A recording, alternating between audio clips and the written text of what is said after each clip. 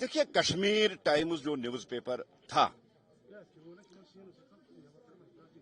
वो हमेशा anti national ऑडिटोरियल anti national लेख हमेशा लिखता था, और उस बेस पे जो उनकी इंटरनेशनल एक्टिविटीज रही है, कश्मीर का ऑफिस बहुत पहले बंद किया गया था। और उसके बाद जिस तरह से कल जम्मू में कश्मीर टाइम्स ऑफिस पे रेड पड़ी और वहां से एमिनेशंस रिकवर किए गए, और अभी रेड चल ही रही थी कि महबूबा मुफ्ती या हम कहें कि जो मुफ्ती फैमिली है उनके बचाव में आती है। ये आज पहली बार नहीं हुआ। जहां जहां किसी टेररिस्ट को पकड़ा जाता है, टेररिस्ट को मारा जाता है, वहां ये उसके बचाव में आती है और ये बहुत बड़ा फतवा और सर्टिफिकेट जारी करती है कि ये बेकसूर है।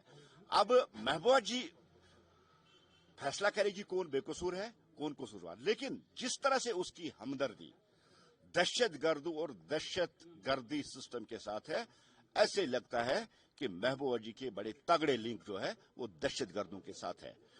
कश्मीर टाइम्स में एमिनेशन रिकवर करना, उसके बाद बचाव में आना, ये बहुत पुरानी कहानी है। मुफ्ती साहब से लेके महबूबा जी रेगुलरली उनके ऑफिस विजिट करते हैं, हमें कोई एतराज नहीं है कहां जाने की, लेकिन इनकी जो रिलेशन है वो नॉर्मली विजिट से कुछ और दर्शाती है। इसलिए रिकवरी के बाद भी उनको ये सर्टिफिकेट देना, हम जम्मू कश्मीर पुलिस, एलजी इंतजामिया और होम मिनिस्टर साहब से ये गुजारिश करते हैं, जब कोई टेररिस्ट पकड़ा जाता है या मारा जाता है और आपका एक पैटर्न रहता है, उसके यार दोस्त, उसके पड़ोसी या उनके साथ उठना बैठना हो, उनको आप इन्वेस्टिगेशन के लिए बुलाते हैं और वहां से आपको लीड्स मिलती है वो, और वहां से जो बेकसूर होता है उसको छोड़ा जाता है। अगर मुफ्ती फैमिली बार बार टेररिस्टों और खासकर कश्मीर टाइम्स के बचाव में आ रही है, तो यहां दोहरा मापदंड क्यों आप अपनाते, यहां क्यों आप इन्वेस्टिगेट नहीं करते?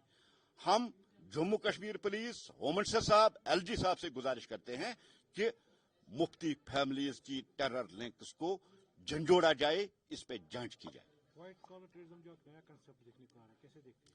देखिए, व्हाइट कॉलर टेररिज्म हो या जो टेरर इन ब्लैक, जिनकी भी हाल ही में प्रॉपर्टी जब्त की गई, सबको खत्म कर दे मिलेंगे, लेकिन जो व्हाइट कॉलर टेररिज्म है उसके बचाव में भी अगर कोई सबसे पहले आई तो वही मुफ्ती फैमिली है, महबूबा मुफ्ती जी है, जो उनके बचाव में आ गई।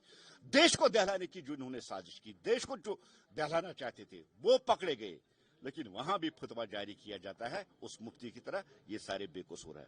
व्हाइट कॉलर टेररिज्म बड़ी जांच पड़ताल के बाद जिन लोगों को पकड़ा गया था वो 100% इसमें इन्वॉल्व थे।